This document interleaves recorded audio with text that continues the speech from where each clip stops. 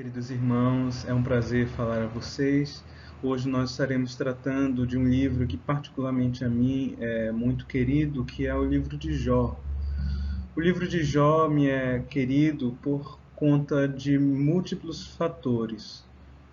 Pelo seu conteúdo, porque ele trata de um assunto que é premente em muitas discussões hoje, sobretudo no momento que estamos vivendo, mas que percorre toda a história do pensamento, que é a questão do sofrimento, ou por que o justo sofre, por que o inocente sofre e onde está Deus nesse contexto. Mas também pela apresentação, não somente pelo conteúdo, mas pela apresentação do livro. O livro ele é muito belo poeticamente, ele é literariamente falando, ele é muito belamente construído. E isso não encontra paralelo algum entre os demais livros do Antigo Testamento, e ele me é particularmente, como eu disse, querido e um clássico. Ele pode ser comparado aos grandes clássicos da literatura ocidental. E hoje nós estaremos tratando brevemente sobre ele e gostaria da atenção de vocês agora, porque nós não trataremos de questões muito técnicas, muito acadêmicas, mas aqui nós tentaremos esboçar um panorama do livro de maneira tal que o consigamos apreender o seu conteúdo panoramicamente falando, e a partir dessa visão panorâmica estabelecermos algumas reflexões que, acredito eu, são muito proveitosas e muito bem-vindas, sobretudo pelo momento que estamos vivendo, um momento em que nós estamos imersos em um mar de incerteza e de angústia interior e exterior também.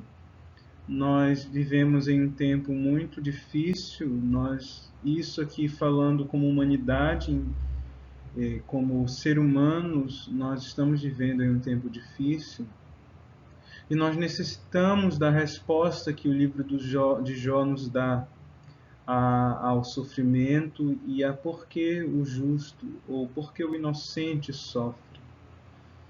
Nós vamos ver que muitas vezes as respostas que nos são dadas são as respostas dos amigos de Jó, e não a resposta que nos advém do próprio Deus, através da narrativa de Jó.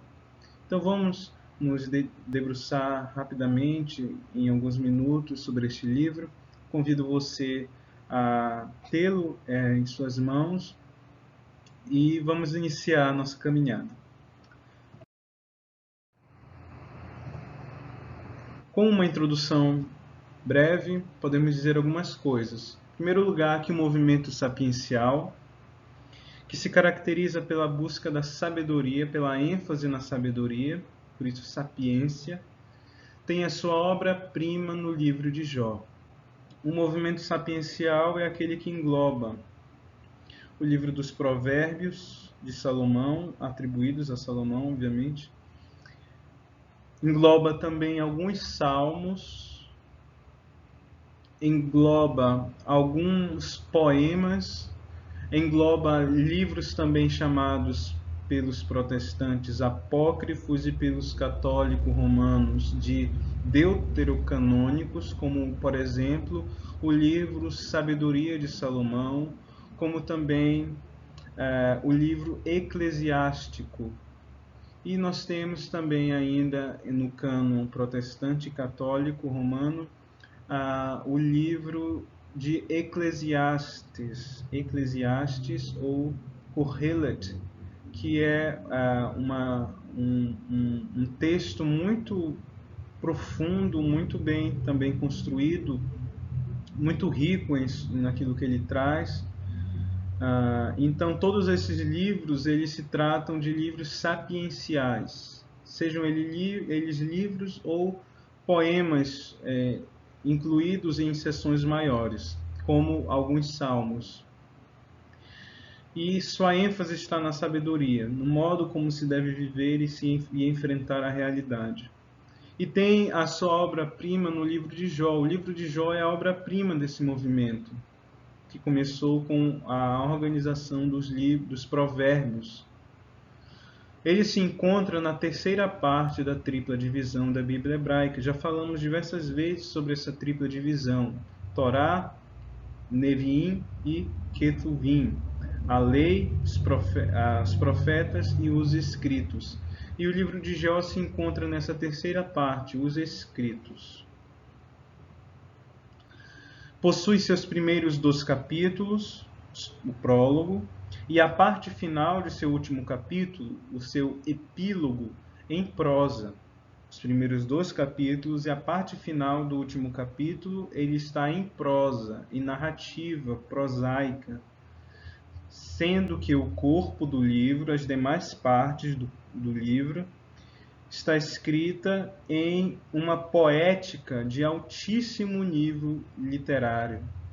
Então, o livro de Jó, em sua grande parte, ele está escrito como poesia e deve ser lido como poesia. Nós não lemos Fernando Pessoa da mesma forma que lemos Machado de Assis nos seus romances. Nós não lemos os sonetos de Camões da mesma forma que nós lemos a Madame Bovary de Gustave Flaubert. Nós não lemos os sonetos e as tragédias de Shakespeare da mesma forma que nós lemos um romance de Goethe.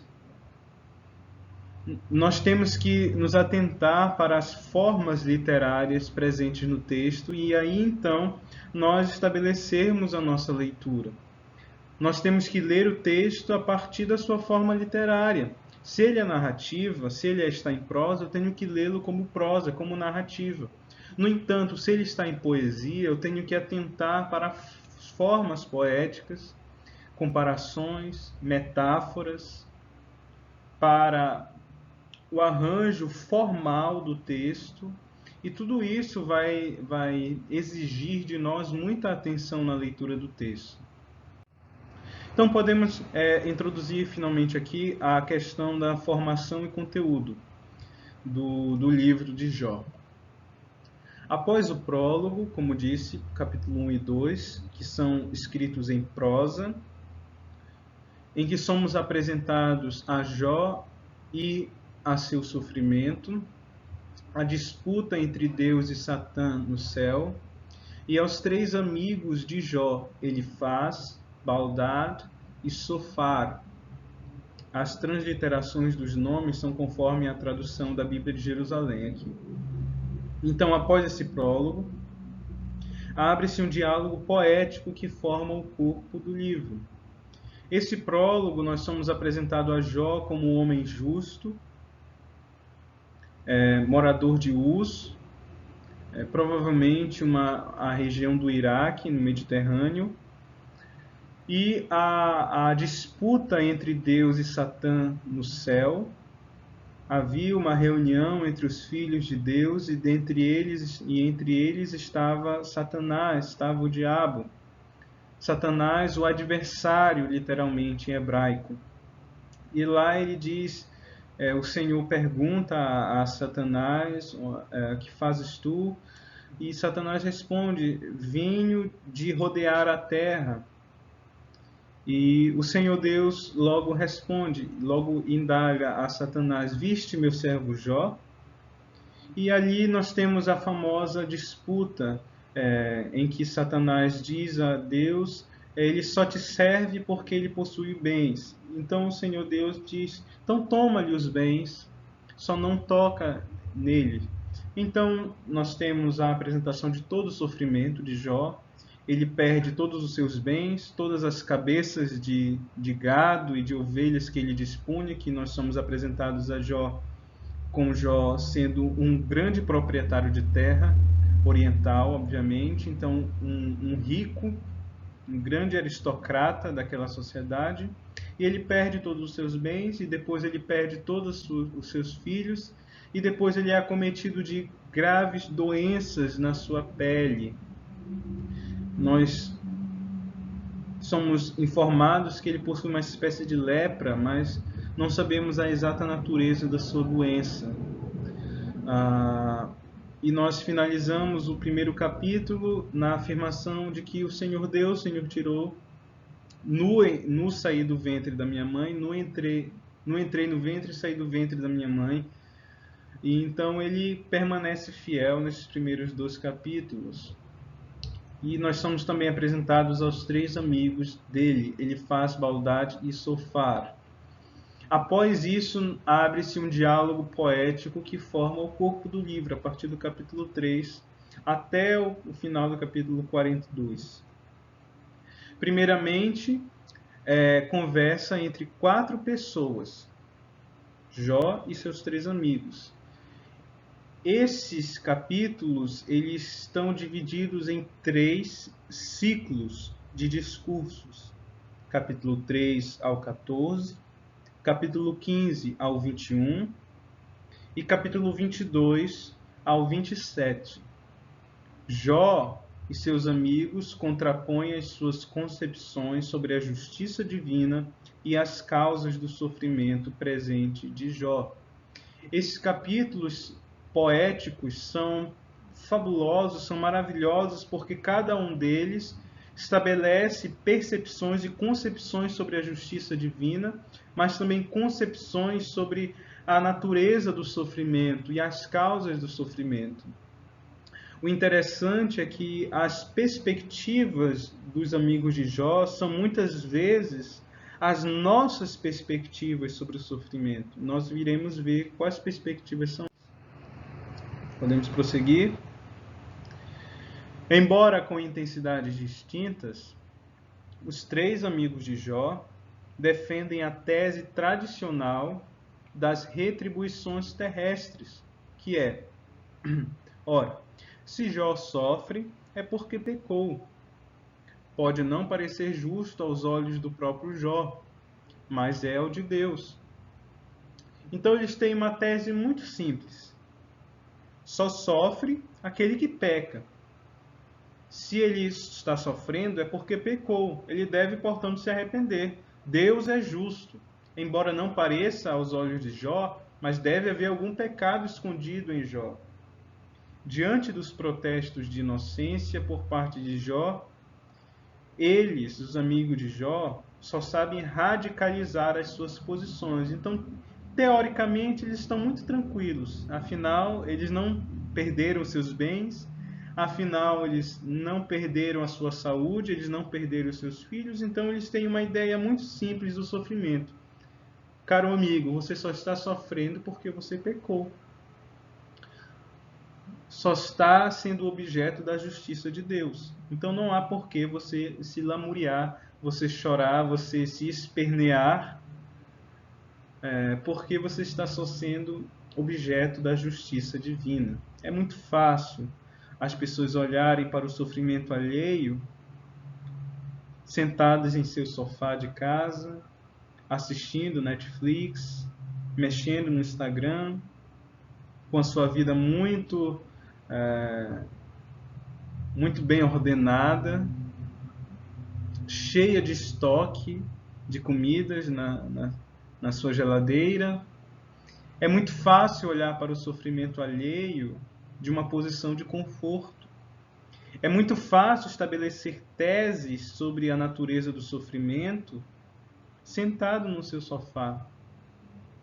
É muito fácil dizer para uma pessoa que ela deve suportar o sofrimento quando você está muito bem, obrigado. Isso vale para a situação que estamos vivendo agora. É muito fácil dizer que isso que estamos vivendo não vou entrar em questões políticas aqui, mas é muito fácil dizer que isso daí não é tudo aquilo que estão dizendo quando você não está experienciando aquilo que essas pessoas estão sofrendo. Só temos consciência de fato do sofrimento quando nós o experimentamos. O sofrimento é uma realidade que impregna as nossas vidas de tal forma que as nossas concepções teóricas estabelecidas antes, elas muitas vezes ruem, se destroem, esfacelam. Então, devemos ser sensíveis para com o sofrimento do nosso próximo. Devemos ser sensíveis para com o sofrimento do inocente. E não sermos como os amigos de Jó. Essa é uma pequena digressão, um comentário a essa situação que nós estamos vendo hoje e também sobre a narrativa de Jó. Há essas posições puramente teóricas, como são de muitas pessoas hoje, são belíssimas construções teóricas, mas que não servem de nada para aqueles que estão no leito de hospital hoje. Jó contrapõe a sua experiência de sofrimento e as injustiças do mundo.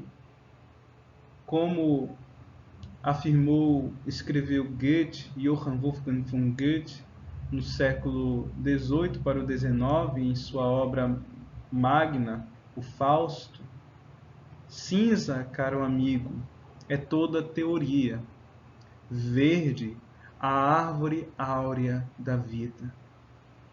Cinza, caros amigos de Jó, é toda teoria, mas a árvore áurea da vida, ela é colorida, ela é verde, ela é muito mais diversificada, muito mais profunda, muito mais complexa do que a mera teorização da realidade. Vocês dizem que eu estou sofrendo porque eu cometi injustiça, porque vocês não estão sofrendo. Vocês dizem o que vocês estão dizendo porque vocês não estão experienciando na carne de vocês aquilo que eu estou vivenciando. Não foram vocês que perderam o filho de vocês. Portanto, se calem. A sabedoria está no se calar, no calar de vocês. Ele sempre esbarra, porém, no tema de um Deus justo, punindo um justo. Então Jó está em um dilema. Ele não vê em si razões para ser punido, ao mesmo tempo que ele sabe que Deus é justo e ele não abre mão da sua crença de que Deus é justo. Então, como lidar com essa situação? Nova personagem entra em cena, Eliú. Contesta Jó. Essa personagem, Eliú, ela aparece de uma maneira muito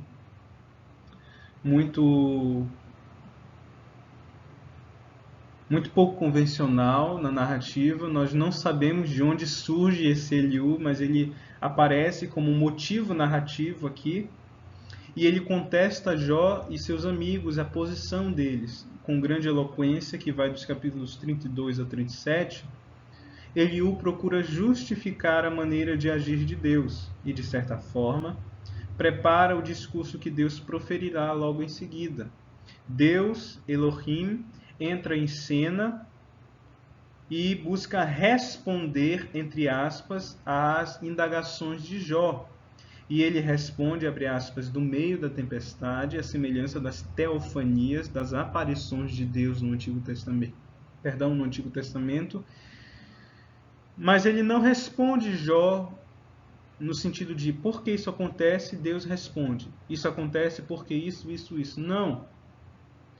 Mas Jó, através do discurso que Deus profere, onde estavas tu quando firmei as estrelas no firmamento? Onde estavas tu quando estabeleci as colunas da terra? Onde estavas tu? E sobre isso, nós temos também um filme baseado nesse panorama de narrativa de Jó, Onde Estavas Tu? Qual é a resposta do sofrimento, ao sofrimento humano da perspectiva de Deus? Um livro de Terence Malick, o diretor, renomado diretor, o seu filme A Árvore da Vida, The Tree of Life. Recomendo a todos vocês a assistir esse livro, que é baseado na narrativa de Jó. E não um filme, não é um livro, na realidade é um filme. Não é um filme muito simples de se entender, mas ele artisticamente estabelece essas questões de uma maneira muito perspicaz, como só Terence Malick consegue. Então, do meio da tempestade, Deus não responde propriamente dito a Jó, mas ele leva Jó a contemplar a majestade divina frente à insuficiência do homem de se compreender e à incapacidade sua de compreender o divino. Então, o que Deus faz com Jó nas respostas que ele dá a Jó, respostas entre aspas, é levar Jó a uma autopercepção da insuficiência de compreender os desígnios de Deus. Onde estavas tu? Quem és tu, Jó, para perguntares e para te levantares contra mim? Quem somos nós diante do Deus Todo-Poderoso? Jó reconhece então que falou sem compreender, capítulo 38, versículo 1 ao 42, 6. Um epílogo em prosa põe termo ao livro. Yahvé, o Senhor, censura os 3 interlocutores de Jó. Eliú não mais aparece aí. E devolve a este filhos e filhas e seus bens em dobro. Falando um pouquinho sobre o autor de Jó, ele nos é desconhecido. Uma tradição bem posterior, judaica, atribuiu na realidade nem é uma tradição judaica, mas é uma tradição já cristã, muito posterior, já medieval, atribuiu a este livro a autoria de Moisés, talvez por conta do prólogo, capítulo 1 e 2, ter muito de semelhança narrativa com a narrativa dos patriarcas no livro do Gênesis. Mas os capítulos 3 até o 42, eles são muito distintos das narrativas do Gênesis. A sua poética ela já é muito posterior. O seu estilo já é um estilo muito mais influenciado pelos poemas da Babilônia, e também há alguns motivos narrativos que ele se utiliza, sobretudo no discurso de Deus. Nós temos algumas figuras mitológicas utilizadas ali, o avestruz e o crocodilo, que nessas traduções bem mal feitas, que algumas traduções dizem ser crocodilo ou hipopótamo, qualquer animal que seja, não existia esse animal. Na realidade, o autor ali ele está se referindo a 2 figuras mitológicas das narrativas babilônicas. E essas figuras mitológicas elas serviam como contraponto ao poderio divino. Nós não podemos entrar muito em questões assim, mas é provável que este livro, como vamos ver, ele é posterior ao exílio por conta de aramaísmos, isto é, na sua linguagem utiliza de formas do aramaico, coisa que não poderia ocorrer antes do exílio, pois os hebreus só tiveram contato propriamente dito com o aramaico, que é a língua dos caldeus, tanto que alguns chamam de caldaico, mas eles só tiveram contato com o aramaico, que é a língua falada pelos caldeus, logo os babilônicos, no exílio, no século V, VI e V. E também a forma de expressão e conteúdo sendo posterior a Jeremias e Ezequiel, de quem faz uso.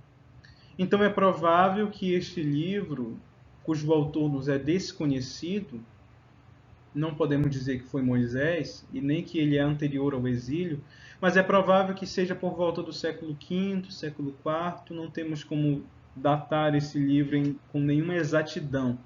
Mas posterior ao exílio, a maioria dos estudiosos estão em acordo com relação a isso.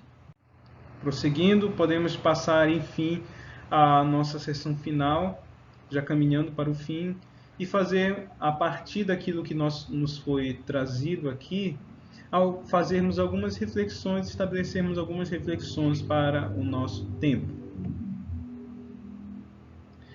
Em primeiro lugar, o autor considera o caso do justo sofredor. Para a doutrina corrente da retribuição, o homem recebe aqui na terra a recompensa ou o castigo de acordo com as suas obras. No plano coletivo, a norma é claramente indicada pelos grandes textos de Deuteronômio 28 e Levíticos 26. O livro dos Juízes e dos Reis mostra um princípio sendo aplicado na história de Israel.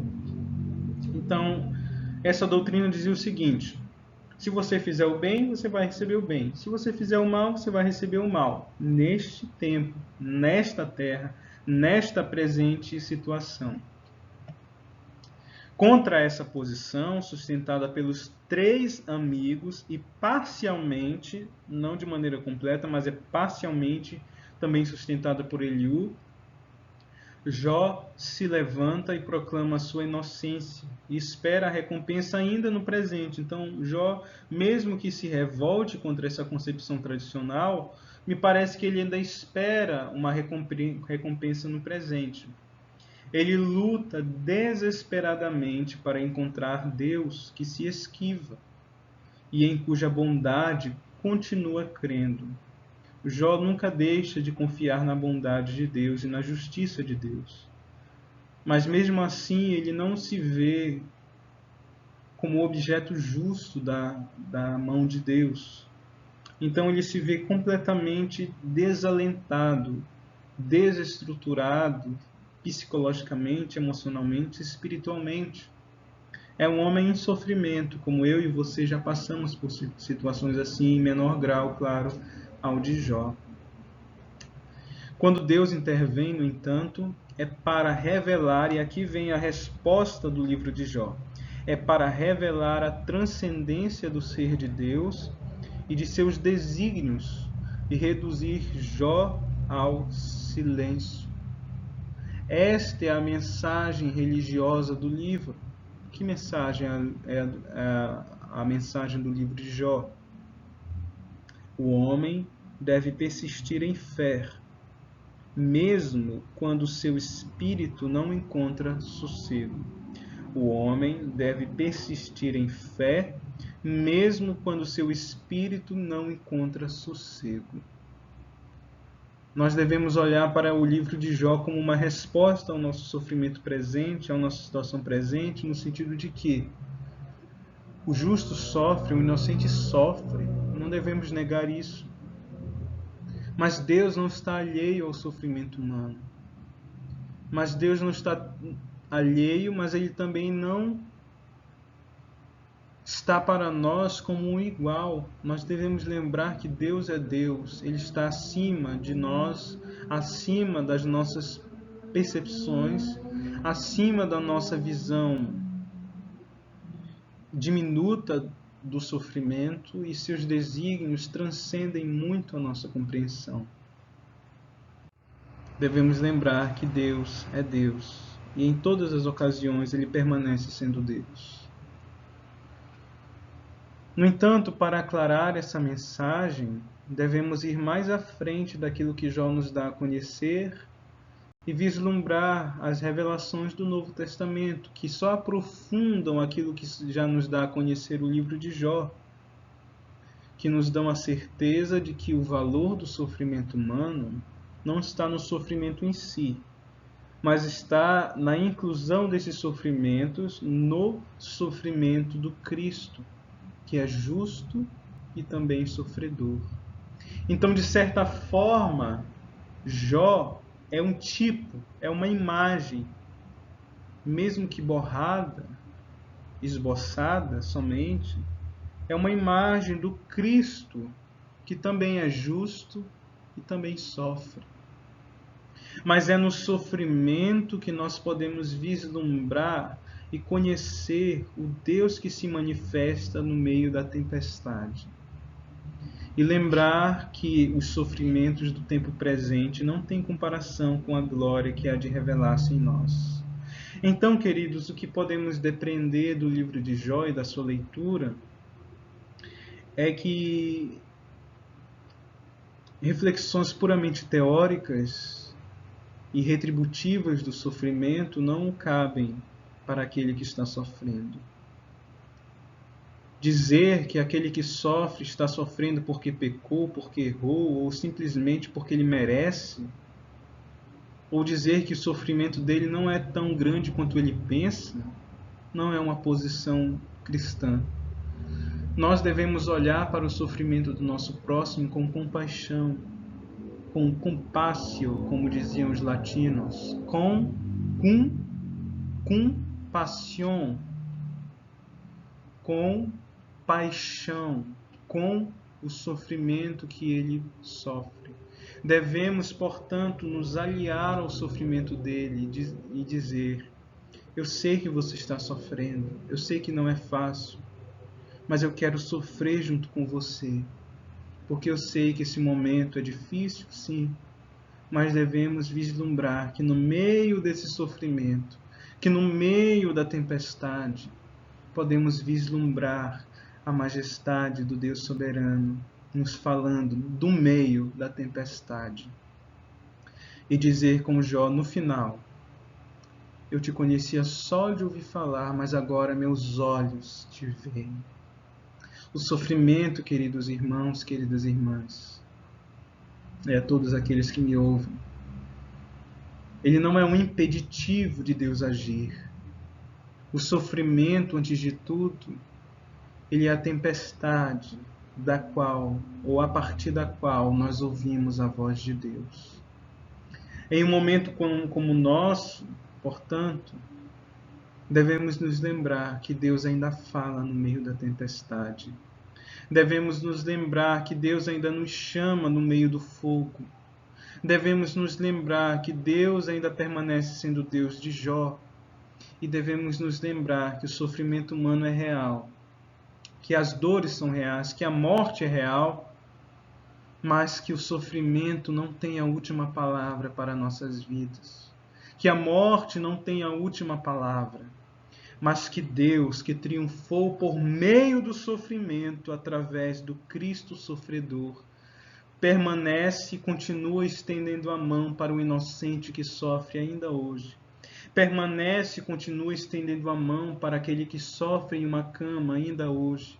Permanece falando da sua majestade, da sua transcendência, da sua glória para aquele que está acamado em um leito de UTI ainda hoje. E para aqueles que perdem familiares, para aqueles que perdem amigos ainda hoje, Deus permanece dizendo: vislumbrem uma glória maior que há de ser revelada no futuro. Tenham esperança. E Deus permanece falando do meio da tempestade. Talvez a nossa postura não seja a mesma da de Jó. Talvez a nossa postura seja dos amigos de Jó. Mas devemos nos lembrar das palavras de Jó. O Senhor deu, o Senhor tirou. Bendito seja o nome do Senhor. Esse deve ser o nosso canto de júbilo no meio da miséria e do sofrimento. E também esse deve ser o nosso canto no meio da tempestade, sabendo que Deus nos olha, sabendo que Deus nos vê no meio da tempestade, no meio da tormenta. Devemos nos lembrar também das palavras do escritor Thomas Watson no século XVII. Nós damos graças quando Deus dá, mas Jó deu graças quando Deus tirou. Que Deus nos abençoe. Amém.